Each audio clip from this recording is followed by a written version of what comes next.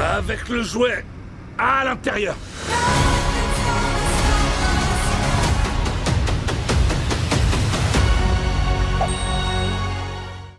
Bon, bah je pense que pour être fan du MCU, c'est plutôt une très belle période. On a eu en l'espace d'un mois un nouveau trailer pour Captain America Brave New World, on a eu ensuite un nouveau trailer, un premier trailer pour Daredevil Born Again où là j'étais tout nu, on va pas se mentir, de même pour les 4 Fantastiques, c'est offert un premier trailer. Et là, à 2 jours de la sortie de Captain America Brave New World, Marvel revient à la charge avec un nouveau trailer du film Thunderbolts qui sortira, je vous le rappelle, le 30 avril prochain au cinéma. Aujourd'hui les amis, après avoir réagi à ce trailer, d'ailleurs n'hésitez pas à aller voir la vidéo réaction parce que on l'a sorti à 1h30 du matin et l'algorithme YouTube n'a pas du tout aimé, donc voilà, si vous voulez soutenir, c'est gratuit, ça fait plaisir, n'hésitez pas à aller faire un tour sur la réaction.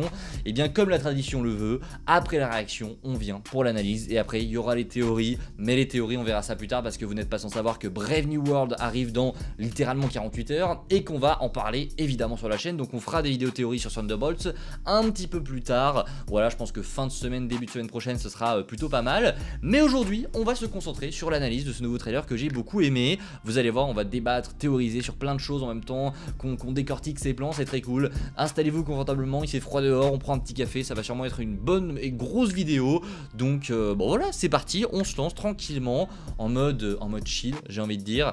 Et c'est parti les amis. J'aimerais tout d'abord, parce que je vois le premier plan sur mon PC, c'est un plan de New York que vous voyez actuellement. On va passer en mode analyse et je vais tout de suite rentrer dans le vif du sujet.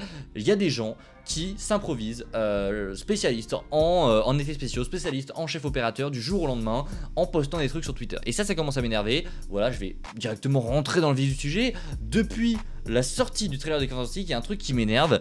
Il y a des gens qui prennent leur téléphone, qui tweetent que la chose est dégueulasse en VFX, que les lumières du film Thunderbolts sont horribles. Mais selon qui? Enfin, vous êtes qui en fait? Est-ce que vous êtes spécialiste? Est-ce que vous avez un diplôme à me sortir pour vous, pour qu'on ait votre avis? Parce que vous êtes en train de critiquer le travail de professionnels. Alors oui, il y a des fois où les VFX sont dégueulasses, où les films Marvel sont vraiment pas beaux. Là, d'accord. Alors je veux bien que tu nous dises que... Alors on va l'appeler Jean-Pierre. Je veux bien Jean-Pierre que tu nous dises que tu n'aimes pas, que voilà, que les VFX ne te plaisent pas, que le design ne te plaît pas, parce que c'est souvent ça pour la chose, on va pas se mentir, hein. Les VFX c'est une excuse, mais la vraie raison c'est plutôt le visuel qui ne plaît pas, c'est le design, bande de rageux. On va se calmer, mais pour Thunderbolts, il y a des gens qui sont venus nous sortir, alors là je sais pas d'où ça sort, que la lumière du film est dégueulasse, mais ils nous le sortent pas en mode c'est mon avis, ils vous le sortent en mode vos gueules, c'est mon métier de faire ça alors qu'ils travaillent dans l'automobile, et vous avez tort. Il y a un truc assez extraordinaire quand même de voir les gens comme ça s'affirmer et se devenir comme ça chef opérateur. Ils sont chef opérateur et ils ont la science infuse, d'un seul coup, boum, ça claque, et le film Thunderbolts c'est dégueulasse. Alors que quand tu regardes sur papier, parce que les visuels, je veux bien, tu peux ne pas être fan de la couleur du film, etc. Mais quand on parle de lumière, de gestion de la lumière, c'est pas les goûts et les couleurs. Les goûts et les couleurs ça change, tu fais ce que tu veux, tu penses ce que tu veux du film, on s'en fout. C'est pas les goûts et les couleurs, non non non, c'est des aspects techniques du film. C'est quelque chose qui est maîtrisé ou non, tu ne choisis pas d'aimer ou pas, c'est réussi ou ce n'est pas réussi. Et là en l'occurrence pour Thunderbolts, je ne comprends pas les gens qui viennent nous dire que la lumière est foirée sur le film, que la lumière est trop grise ou quoi que ce soit. Est-ce que vous savez qui travaille sur... qui est le chef opérateur de Thunderbolts? Parce que je me suis renseigné du coup, je ne suis pas un spécialiste et moi je la trouvais très bien cette lumière. J'ai un peu... Enfin, j'essaye au maximum en fait de me spécialiser dans certaines choses, d'apprendre toujours plus de choses. Je ne suis pas spécialiste du tout. Je ne vais pas, voilà, faire comme les autres et me dire que voilà, moi, non, mais moi, sans études, sans rien, je sais ce qui est bien, je sais ce qui est mal. Non, simplement... Il y a des choses qui sont véridiques et tu ne peux pas les changer quand c'est en l'occurrence technique. Là, la lumière dans Thunderbolts, je suis désolé, mais c'est j'ai rarement vu une lumière aussi bien gérée dans un film Marvel. Alors les plans sont pas magnifiques, mais il y a quelque chose dans ce film qui est assez exceptionnel, c'est l'utilisation de la lumière. Comme je vous l'ai dit, ça n'a aucun rapport avec la beauté d'un plan, mais l'utilisation de la lumière dans Thunderbolts, c'est quelque chose que j'aime beaucoup. Mais quand je vous dis beaucoup, c'est beaucoup. Il y a toujours une manière dans un plan de faire en sorte que la lumière apporte quelque chose à ce plan. Que ce soit de la verticalité avec des lumières qui sont mises un petit peu en retrait dans un espèce de fond et qui sont glissées vers le haut pour te faire un espace voilà, vraiment haut. Que ce soit des effets de lumière qui sont vraiment sympas sur les visages avec des petites loupiottes. Par exemple, je pense au bracelet de Yelena qui à un moment elle se protège et en fait ça sert de lumière. C'est très intéressant. Il y a aussi beaucoup de lumière qui sont très bien placées et très bien utilisées pour créer de la profondeur derrière les personnages. Alors peut-être que ça va parler à personne, mais c'est ce que j'ai remarqué, c'est ce que j'ai vu chez certaines personnes aussi, parce que j'ai regardé les avis des autres. Et c'est vrai que quand tu parles de détails techniques, ouais, Thunderbolts, il y a quelque chose derrière qui n'est pas présent dans les autres films Marvel. Ça, c'est sûrement dû au fait que le film a déjà été tourné sur des décors réels, et ça c'est très cool, et ça change beaucoup de ce qu'on a l'habitude de voir, et c'est déjà un très bon point pour le film. Mais en plus de ça, il y a une raison qui échappe sûrement à pas mal de monde. Est-ce que vous savez qui est le chef opérateur de ce film? Le chef opérateur, c'est Andrew Droz Palermo. Pour ceux qui ne le connaissent pas, c'est un gars qui a travaillé sur A Ghost Story ou The Green Knight. Et c'est d'ailleurs le même réalisateur sur les deux films. Et quand vous regardez les plans de ce film, vous vous dites ah ouais, on a de la chance de l'avoir. Il a travaillé sur Moon Knight, il me semble aussi, sur 2 épisodes. On a de la chance de l'avoir. On a de la chance, et ce mec, en gros, chef opérateur, c'est un métier. Son but, c'est de faire en sorte que l'image soit belle. Gestion de lumière, c'est le directeur de la photographie, en gros. Je vous le dis, sur le papier, techniquement, le film Thunderbolts est absolument incroyable. Sauf que il y a des gens qui, sur Twitter, se disent non, mais le film est dégueulasse, ça n'a aucun rapport. C'est votre avis. C'est votre avis. Arrêtez d'affirmer haut et fort que la bande-annonce est horrible, que c'est moche ou quoi que ce soit. C'est faux.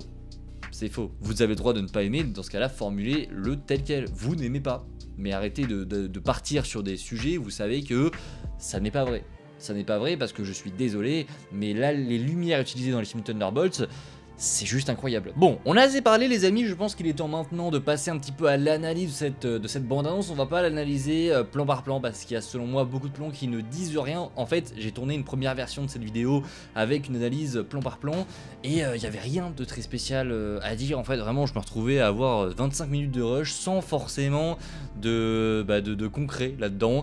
On va revenir sur les points clés de cette bande-annonce, à commencer avec l'envahissement de New York par Void, hein, clairement, Sentry. Et donc dans cette bande-annonce, on l'a enfin vu, Lewis Pullman se dévoile un petit peu plus, même si on ne le voit pas vraiment en costume. C'est un choix, je pense, de la part de Marvel Studios de ne pas vouloir le montrer en costume. Est-ce qu'on le verra? Parce qu'on pense qu'il y aura bien une bande-annonce finale pour le projet qui arrivera au milieu du mois d'avril, je pense. Mais est-ce qu'ils vont vraiment le montrer? Je pense pas. Je pense qu'on va devoir attendre la sortie en salle pour découvrir le costume de Sentry. Est-ce que c'est une mauvaise chose? Non, pas du tout, hein, c'est un choix de la part de Marvel. Et en vrai, j'ai hâte de voir son costume, parce que je vous rappelle qu'on a eu des échos de Daniel RPK qui nous disait que le costume était absolument incroyable. Donc j'ai hâte de voir ce costume. Malheureusement, on ne l'a pas dans cette bande-annonce, mais on voit pas mal de choses, notamment Sentry en action. Même si on ne le voit pas, on voit son pouvoir en tant que Void, on voit tous ces ténèbres envahir New York, et ça me fait forcément poser pas mal de questions, honnêtement, et j'en ai parlé sur Twitter. D'ailleurs, le tweet a un peu explosé, je vous remercie pour ça.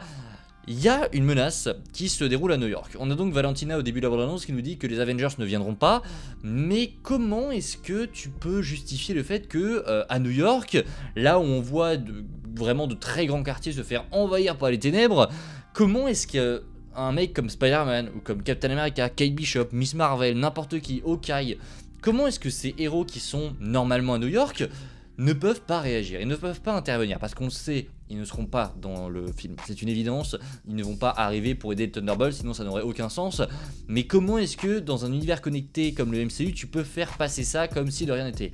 Dans un film indépendant, évidemment ça marche très bien, mais dans un film où là t'as un mec super puissant de la puissance littéralement de Superman qui arrive et qui commence à envahir New York, à transformer les gens en ombre avec son côté maléfique qui est donc le Void, comment est-ce que tu justifies le fait que les Avengers, enfin qu'ils soient unis ou pas, que les héros qui composent les Avengers n'interviennent pas? Que ce soit She-Hulk parce qu'elle prend des vacances au Mexique, ou je sais pas moi à Tatooine-les-Bains, on s'en fout, elle est pas là. Mais les héros qui sont à New York, vous allez pas me dire qu'il n'y en a pas un qui est dispo. Ça n'a pas de sens. Bref, c'est une justification qui va être compliquée à justifier pour le coup. On verra comment est-ce que ça va rendre, on verra comment Marvel a un petit peu justifié tout ça, mais ça m'inquiète un peu sur le papier. Bref, c'était le point qui m'intriguait le plus, mais en tout cas on voit Sentry, on le voit envoyer le Red Guardian entre autres valser dans les airs, on le voit déchirer le bras de Bucky. D'ailleurs vous remarquerez que la présence de Taskmaster c'est très rare, et on la voit pas beaucoup, notamment je pense à ce plan où ils sont tous les 4 attachés, je pense que ça suit le plan où Bucky leur a fait exploser leur caisse. Taskmaster n'est pas là, elle n'est pas là, donc est-ce qu'au final elle n'est pas là que pour un plan? Je ne pense pas, puisque dans une bande-annonce précédente on la voyait dans la tour des Avengers. Voilà, donc je ne sais pas, sachant qu'ici on ne la voit pas du tout, vraiment, on ne la voit pas du tout avec les Thunderbolts dans l'espèce de climax de fin à New York quand il fait gris. On ne la voit pas, mais alors pas du tout. Je sais pas du tout ce qui va se passer. Moi j'avais théorisé sur le fait que en gros Taskmaster elle va arriver et Sentry va littéralement se servir d'elle pour montrer aux spectateurs à quel point il est puissant. Je pense qu'elle va se faire désintégrer par Sentry. Après, est-ce que ce sera dans la tour des Avengers ou est-ce que ce sera avant? Parce que visiblement... je sais pas quand est-ce qu'on la voit en fait, on la voit très peu dans la bande-annonce, on la voit seulement du coup dans le hangar où ils vont tous être emprisonnés, mais sinon on la revoit pas du tout. Voilà, je ne sais pas pourquoi elle, pourquoi est-ce qu'ils ont choisi, sachant que c'était tous des personnages random hein, en soi, mais ils ont choisi elle. Voilà, pourquoi pas. Écoutez, c'est assez dingue de voir qu'elle ne sera pas, mais alors pas du tout dans la bande-annonce, ça me fume de rire. Bref, on voit également la nouvelle tour des Avengers, ça c'est très cool. Bon, elle est pas spécialement dingue, mais en tout cas ça confirme bel et bien que c'est ici, il n'y a plus de doute maintenant, c'est vraiment la nouvelle tour de Valentina Allegra de Fontaine. J'adore dire ce nom, il est incroyable. Mais en tout cas voilà, elle est sympathique, c'est là que va se passer la plus grosse partie des intrigues, enfin du climax en tout cas, c'est là qu'on les voit en bas en train de tabasser des gardes, on les voit aussi après, c'est là que Sentry va sortir et va défoncer des hélicoptères sur les grues parce qu'on voit qu'il y a encore des travaux.